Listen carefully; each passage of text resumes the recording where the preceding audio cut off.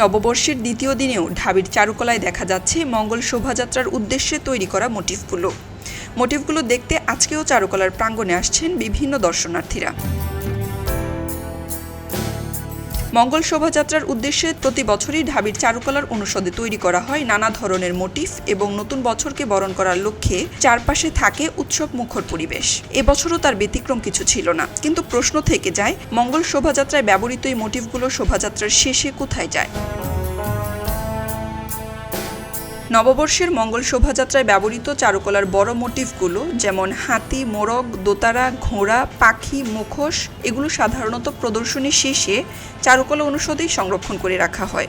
আর চারুকলার শিক্ষার্থীদের তৈরি করা ছোট মোটিফগুলো বৈশাখের দিন এবং তার আগে ও পরে দর্শনার্থীদের কাছে বিক্রি করা হয়। যে মোটিফগুলো ভেঙে বা নষ্ট হয়ে যায় সেগুলো নিয়ম অনুযায়ী অপসারণ করা হয়।